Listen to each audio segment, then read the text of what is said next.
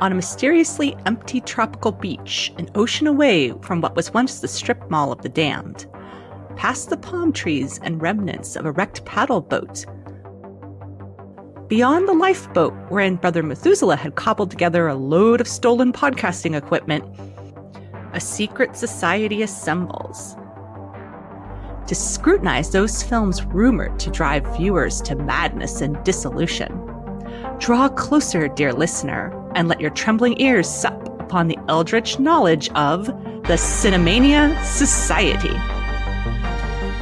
We, the fellows of the lens of harm, do convene to judge offering of cinema worthy of our esteem, or whether it should be cast down as worthless hokum. Let us don our fezzes in judgment. Oh. Still no fezzes? Nothing on the fezzes. Maybe grab some palmers. Oh, that's better than pith helmets. Jesus. Hey, look at what I found on the beach in that pit over there. A bottle of orange-colored soda. It says, Fanta Naranja. It must have washed up on shore. And beside it was a bag of chicharrones. Chicharrones, yes, chicharrones. Like the guns of the chicharrones. Give me that. What is the law? Do not steal another salty snacks. Are we not men? No! What? I meant that metaphorically. Alright, thanks. Yoink. I needed a mixer. All we need now is some snacks. And this will be a party. Hey, that was the last of the Fanta Naranja. It's Noranja. Why? Naranja. You fuck off. enough messing around. Don't make me get out my whip and tiny gong. What's the story so far? The story so far. Following a tragic, unexpected deboating situation, the Society is now marooned on an unknown deserted island and decided this is a perfect time to consider Island of Lost Souls, a 1932 mad science horror based on the classic novel The Island of Dr. Moreau. On a lost tropical island, an alternatively sane doctor and its heterosexual life partner have created the Society of Quasi-Beast Men, led by Bela Lugosi in a fursuit. There are extravagant experiments in biology, evolution, and fashion-forward jungle attire based on white linen suits, pith helmets, and elaborate facial hair. Things can only get better once a House of Pain comes into play. Parker is now essentially marooned on Dr. Moreau's island, with no way to sail home or get a message to Ruth. He passes the time in the garden reading a book on building a wireless transmitter. Presumably the next volume covers how to build a yacht with a functioning hot tub. With a bit of study and spare parts, he could certainly find a way to radio for help, right? Just like Brother Methuselah. Lota comes around and asks Parker to talk to her. Parker gets closer to her, physically and in confidence, when he says he means to escape the island. But when he admits the book will take him away from the island, she grabs it and throws it in the pond. Lota understands a lot more than her limited English lets on. For instance, how to dispose of troublesome literature. Damn it, Lota! Oh, it's a burgeoning Nazi. Moistened pamphlets are no way to organize an island community. True, yeah. Parker is finally understanding Lota better too, and he explains that he's in love with someone else, right before kissing and hugging Lota. Oops. Because what happens on the forbidden secret island of Dr. Moreau stays on the forbidden secret island of Dr. Moreau. Mixed messages much? Yeah. But something is wrong, besides the infidelity to Ruth, when Parker notices that Lota has long, sharp nails, almost like claws. She should have remembered to put daily manicures into the rider on her contract with Paramount. Parker pulls away her hands and realizes who, or what, Lota is. A creature of Dr. Moreau's like the others on the island. Parker runs off to condemn the Doctor and claims Dr. Moreau's worst crime was creating a woman. Oh my god. Mind you, it could have been worse. At least he didn't start with a 14-ton gerbil. Oh, how hard is it already to be a woman? True. We're not that special. No, you really aren't. Dr. Moreau creating an animal with a woman's heartbreak just will not stand in his book. Dr. Moreau, on the other hand, is cool as ice while calmly drinking tea and explains his evil plan to make Lota capable of loving, mating, and having children, then present her to the scientific world back home. It's hard not to wonder why Dr. Moreau thinks that the one thing the scientific world is really clamoring for is a whip-cracking madman with high-maintenance facial hair to announce that he has created a reason why you have to pay child support in kitty litter. Jesus fucking Christ. Why was the creating a woman the thing that just Parker could not overlook? everything else, but this is the hill he's gonna die on. It just seems weird. Because we as women are so different and alien. He didn't have a sister. That's what it was. If he'd had a sister, he would have realized they're just weird and gross, just like the rest of us. It's okay to torture men with, like, knives and vivisection and tearing them apart and inserting weird bones into them. But women come with all of these horribly overwrought emotions. We're so delicate. God forbid you touch us with medicine like you've done in the past, believing that we don't feel pain. Those emotions are the most painful thing in the world. Why would he give woman emotions to a creature if he didn't have to give it to them? Like, wow. Oh my God. Just fuck the fuck off. Yeah. It's a classic biblical theme of everything being fine until woman was created. Is that what destroys the Garden of Eden that is the island? Oh, That is basically the Andy, message. just fuck. I'm not supporting it, I'm noticing it. Fuck. Thank you, 1930s, for your support. God Great. fucking Cool. damn it. When Moreau admits he used Parker as part of this experiment to see if Lota could be attracted to a man, Parker slugs him in the face and threatens to stop Dr. Moreau's work if he does not get Parker back to land. Dr. Moreau is probably getting off easy, actually, considering that Parker still has an actual gun. Yeah, the same gun that he gave him earlier. I mean, a lot of these problems, you have to remember, this guy he's got a gun. Why is he even arguing? Why didn't Moreau or Montgomery try to seduce or work with Lota? What's their issue that they couldn't be part of this sexual experiment, of their own? Well, What's going on with them? they say that it's because she's terrified of them, which is legit, but yeah, subtext. They have crossed so many other lines. Why wouldn't they cross that line? The whole time I'm waiting for Parker to just stop arguing and present the gun and say, this is why you're going to do what I say. And hopefully then Moreau would turn around. Moreau could turn around and be like, yes, I gave you a gun, but not the bullets or something. That would have been really fucking sharp. Unfortunately, or fortunately, the thing that causes Parker to slug him in the face is when he realizes that he's been part of the experiment, euphemistically. The experiment was coming from inside the house the whole time. The doctor is enraged after this meeting and goes to threaten and abuse Lota for letting Parker find out about her origins.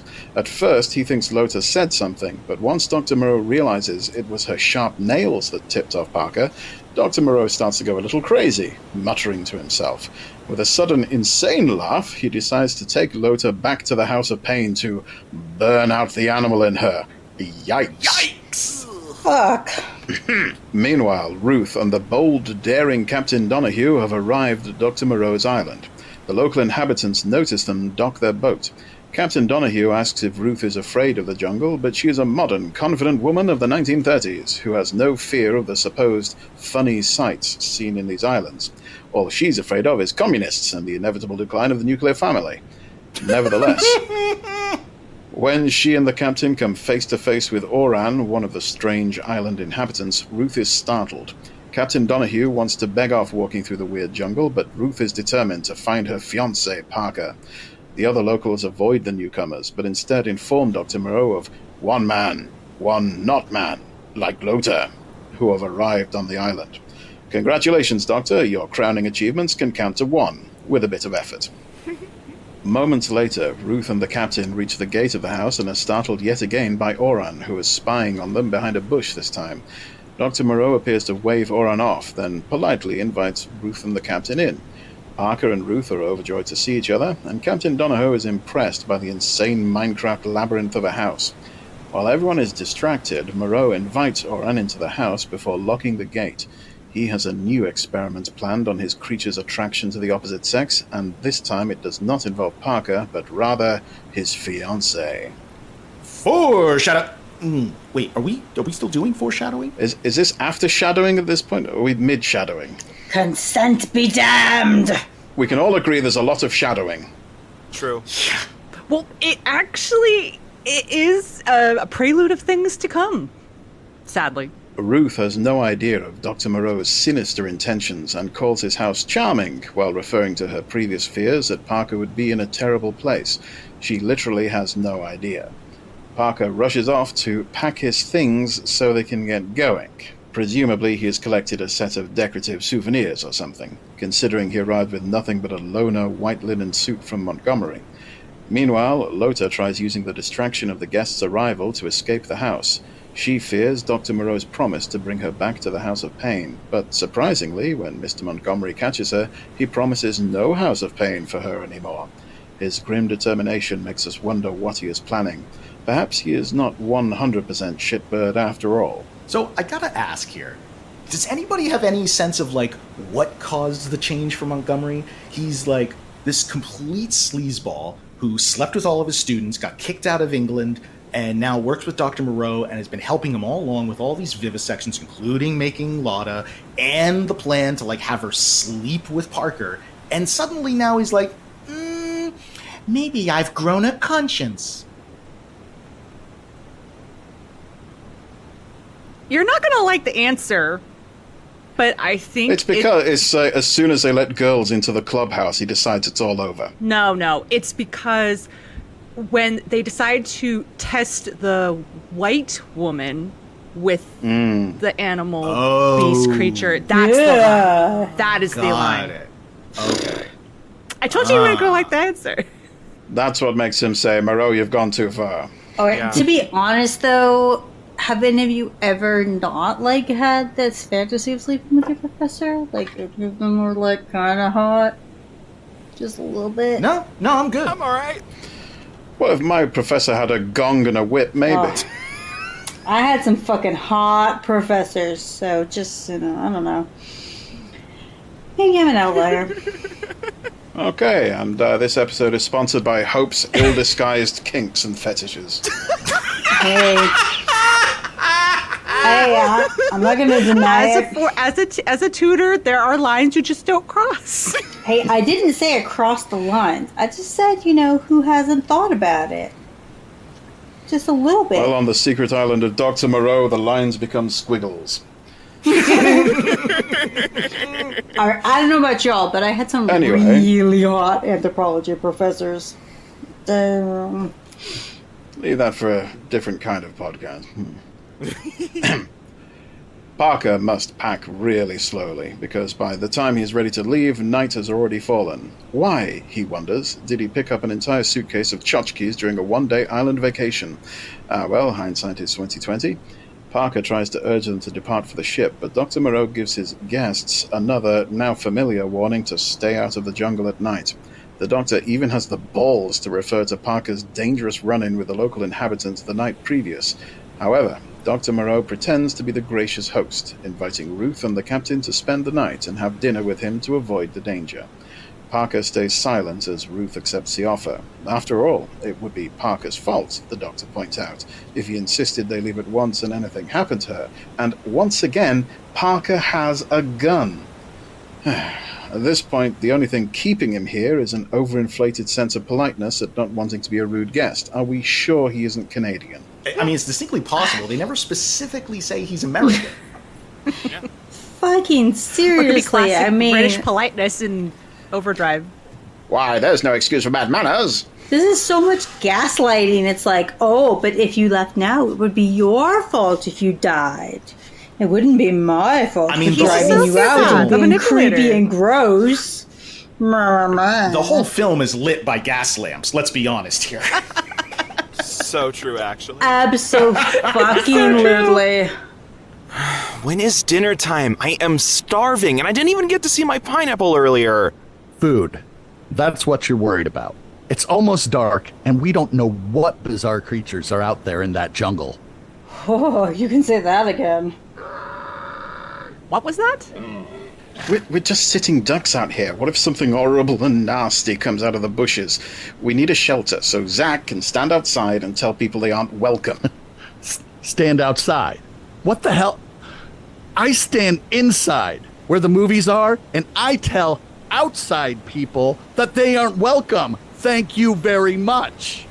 Stand outside. I can't believe it, but for once I actually agree with Andy. Ugh. Everyone, find some wood and shit to build a shelter, and be quick. Zach, let Brother Methuselah out of the lifeboat. Do I have to? I don't like his creepy little everything. Yes, we could use his help with the building, and he still needs to make amends for abetting Verifier Andy's horrid scheme. I can be very helpful. Fine. I do just want to point out he made a really shitty hench person. 2 stars, would not use in a diabolical plot again. But you still give him 2 stars?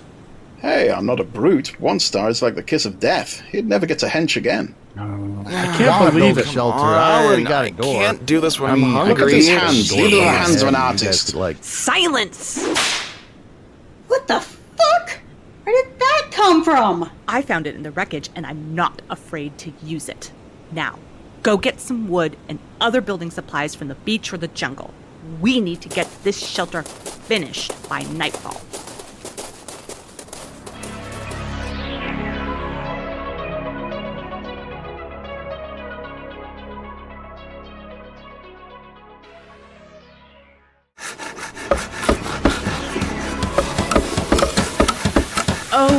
Okay. Maybe it is time for a break in construction. After all, we still need to finish our summary of the Island of Lost Souls. If I volunteer to give the last part of the summary, can I make Brother Methuselah dance while I do a voiceover? I just really miss TikTok. I'll consider it. During dinner, Dr. Moreau tries to get Captain Donahue drunk. Since Donahue is a sailor and the booze is free, Moreau succeeds. He doesn't even need to roll for it. And if you want to roll some dice of your own, look me up on startplaying.games. I am a professional game master running games full-time, and seats cost about as much as a quick night on the town. That's startplaying.games. Click Find GMs and search Alessa. Alessa. Anyway, Mr. Montgomery, who usually drinks like a fish, is stone cold sober this evening, though. Just as the conversation turns to cannibalism versus the local strict vegetarian diet, the guests start to hear said locals chanting their familiar ceremony. Dr. Moreau utters the now familiar racist cliche, "They are restless tonight," ugh, and Uran appears at the window to startle Ruth a 3rd time. So, actually, funny story. While the film and the screenwriters didn't literally invent the phrase, you can find it throughout 19th century nonfiction and accounts of actual doings. As far as I could find, I believe this film is the first time that is spoken in a film. This is the film that made that line famous. Damn. Breaking new ground all over. The natives are restless and Yeah, and it's not just they are; it's the natives are restless. I'm just, I'm gonna take my previous statement back of, it's little steps. No, you don't even get that anymore. baby steps. Ruth cries out in fear, but then insists she's fine. Just cannot admit that this place gives her the heebie-jeebies. To be fair, the quasi-men beasts are a bit loud out there in the jungle. On the way up to bed, the guests pass several creatures preserved in jars. Nothing creepy about that. Hey, he's simply keeping the pickled remains of his failed experiments on display, like you do. Ruth and Parker share a chaste but terrified hug in her room. Afterward, she loudly insists there's nothing to be afraid of. Again, maybe she's just trying to convince herself at this point. Or maybe she has all the self-awareness and survival instincts of a bag full of shoes. Parker definitely knows their danger and asks her to lock her door. During the night, while Ruth is asleep, Uran climbs up to her window. More foreshadowing. Bum, bum, bum. Exactly. Uran is determined to get into the room, so he removes 2 bars from her window. Yoink, yoink, yeet. The noise wakes Ruth up, however. When she sees Uran there, she starts screaming. That's a good call on her part. Yeah, honestly, yeah. Parker grabs his revolver, which definitely has bullets in it, and runs to her door, but he can't get in. She took his advice and locked it. Oops. Foreshadowing come true. Oh, no. Now we're past shadowing. Oh, sorry. Yes, the foreshadowing has come to fruition. Parker shoots through the bars at Oron and misses him, but it is enough to make Oron flee for his life. Parker insists that Ruth leave the island with him immediately, and now she isn't arguing. And she doesn't even have a gun. Exactly. There's only one person with a gun here, and it's not Moreau. Meanwhile, the screams and shots have waken up Mr. Montgomery, who curiously goes not to Ruth's room, but to find Dr. Moreau. He confronts Moreau with his intentions when he said they no longer needed Parker after Ruth arrived to continue the experiment. Oh, come on. He knew exactly what Moreau was talking about before. Yeah, you can't, feign ignorance at that point. This is what I'm saying.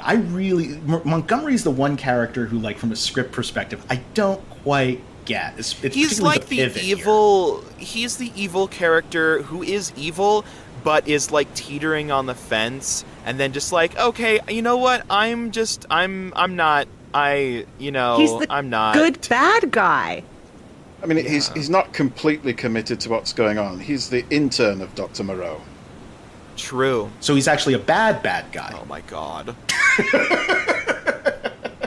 Disgusted, finally, good grief, this guy has an insanely high tolerance for really foul experiments, Mr. Montgomery threatens to leave back to England and take his chance with the law. Montgomery grabs the keys and some flashlights and gives them to Ruth and Parker, saying he wants to come with them back to England. Here is where Dr. Moreau makes his critical mistake. Realizing he is finished if Montgomery and the others escape to tell the world what a monster he is, Dr. Moreau tells Oron to break one of the laws and kill Captain Donahue. Oron says no at first, but Dr. Moreau assures him it is all right. Just for tonight, just a little bit of murder, just as a treat. You've earned it. Roll over. Good. Now go murder. Just this one time. It won't make a difference. Just this one time. Just once. It's just once. Meanwhile, no Captain one Donahue needs to know. Captain Donahue is fleeing alone through the jungle to the ship. He threatens to shoot the local inhabitants that approach him and finally does shoot one. Oron, hot on Donahue's heels, uses the moment to jump on him. As directed by Dr. Moreau, Oron strangles the captain, but this is where it all falls apart for Moreau. The other local inhabitants are infuriated that Oron broke the first law. Thou shalt not touch the other side direct? This isn't Joe Abercrombie, dude. It's H.G. Wells. Oh, right. People are stupid? No, wait, that's Wizard's first rule. The English church is free and its rights and liberties are intact. Shaken, not stirred? Not to spill blood. Jeez. The sayer of the law repeats his refrain from before. What is the law? Not to spill blood. Are we not men? And follows it up with his accusation, you broke the law. Oron defends himself saying the law is no more, and this interests many of the hearers who ask, law is no more? Sayer, the law, and Oron have a conversation about why Oron spilled the captain's blood and who told him to do it, which ends when Oron reveals Donahue is dead by dumping his body on the ground. Featuring the return of the most hardworking dummy in black and white film. Oh, law is no more? It was before. Since Captain Donahue is a man like Moreau, the Beast Folk have the crashing realization that Moreau can also die. The sayer of the law sits dumbfounded by this new knowledge, but the others quickly grab torches to go kill Dr. Moreau. And this is why a strong, independent court system is the proper basis for a judiciary and not a mob of gibbering man-things. Not to mention strange women lying in ponds distributing swords. Food for thought. MAGA mouth breathers take note.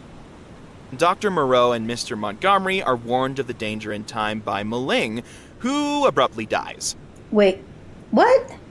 Why does Bling die? Because fuck you, that's why. And did you just call him Bling?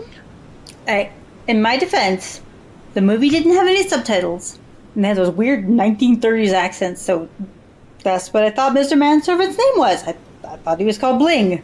The manservant named Bling. Montgomery and Parker immediately plan their escape, but Dr. Moreau seems completely unfazed. He plans to take his whip and set things back in order. This man must have a serious god complex to think he will walk away from this one. But then, to a man with a whip and a little gong, every problem calls for a good whipping, followed by a gong session. Gong. He is on Gong. record saying he's basically like a god on this island, 5 times? At a minimum. In the future, if you're going to request a formal count, you'll need to file the proper request forms at least 3 days in advance. Otherwise, don't expect precision. Got it. Well, the plans have been on display for the past month over in the foreman's office down in the basement. Anyway, Moreau goes through the usual motions with the gong, the whip, the mincing, but womp womp, the law no longer has any effect on his creations. Sayer of Law, Bela Lugosi, in a full-body wig, argues that the law is no more, since Uran was told to break the law by Moreau himself. At this point, the creatures approach Dr. Moreau en masse, and it's not to give him a hug. Dr. Moreau first tries to fend his creatures off, but who could have seen this coming? Fails. Nat 1. Yeah, but then he tries to flee, but they pursue him into the house. Cornered, outnumbered, Dr. Moreau uses his trump card. He threatens them with the House of Pain, at which they pause in fear for a moment. Which makes sense. It is the House of Pain, after all, not Chuck E. Cheese. To be fair, Chuck E. Cheese is the House of Pain of an entirely different variety. Come on down, have some questionable pizza at our child casino while an animatronic rat serenades you. And they don't even serve beer anymore like they did back in the good old days. That's why God invented hip flasks. Well, also an interesting bit about the Chuck E. Cheese animatronics, they completely and utterly demolished those. They had all of their managers provide proof that they destroyed them because of their association with a certain other creepy animatronic franchise. Allegedly. All of this is alleged. Oh my god, they did it. 5 Nights at... No. Really? Wow. Yeah, I mean, again, I have to say alleged, but... Gosh. Do some digging. Yeah. That is a missed opportunity on their part. Like, they could have done the adult version of, Chuck E. Cheese Halloween House of Horrors. I mean... Oh, that sounds so fun. It was right there. There. Big miss. But they got an Way to image go, to maintain, so CEOs. again, alleged. However... Allegedly! I love it. After a momentary pause, the Sayer of Law reflects that when Moreau made them in that place, he did not make men. He made things. Part men, part beast. This revelation is chorused by the entire group. And they finally overwhelm Dr. Moreau. It's about fucking time. Moreau deserved this shit. In a last-ditch attempt to stop the howling mob, Dr. Moreau points and says, "That is the House of Pain." But this, unfortunately, for him at least, has no effect. Then Sayer of Law yells stop, and they do. Looks like there is a new sheriff in town. Sayer of Law repeats, "The House of Pain," but this time with a much different intention. As if all the creatures suddenly had a light bulb go off at the same time, they grab Moreau and drag him into the House of Pain. There they do unto him as he did unto them. So many times, Knives Out style. It is not likely that they observe proper scientific protocol, and not that Dr. Moreau did either, and some of them definitely didn't wash their claws, but, well, revenge is a dish best served without gloves. Or anesthetic, apparently. Yeah, I mean, well, you get what you dish. It's so hard to get anesthetic on an island. Yeah. While Dr. Moreau is meeting his ironic doom, Parker, Ruth, and Montgomery make a mad dash for the ship. Before leaving the house, they pause to rescue Loda. Or Lotta? Loda? I think they say Loda in the film. It's not a lot of difference. Andy, no. Anyway. But Uran I'll allow it. But Uran sees them leave and breaks from the mob to pursue them. Loda spots Uran shadowing them, so she tackles him in a truly terrific Panther woman leap from a tree. There's a brief struggle in which they both die, but not before Parker finds Loda gasping her last breath of "Go back to sea." With the jungle and house behind them ablaze, the three survivors reach the beach and escape in the rowboat back to the ship and civilization. We crossfade to a surprisingly sprightly piece of library music over the end credits and fade to black. Now back to work. Step it up.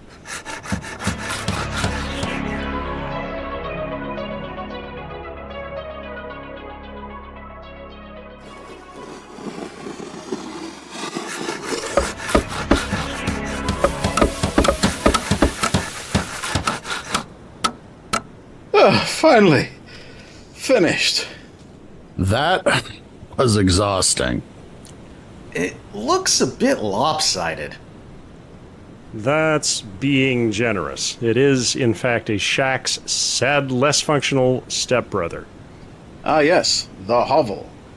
Oh, there you are. I found something incredible I've got to show you immediately.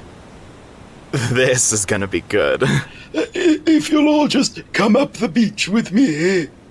What? Into the scary, waiting darkness? Away from the safety of our nice little secure house?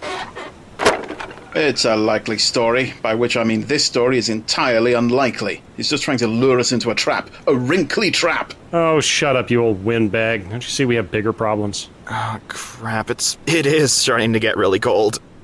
Everybody just get inside the shelter until morning. Maybe we should have built a fire instead. Now you're saying this. Too late to say that. You know, I think we've learned something today. Yeah. Like what?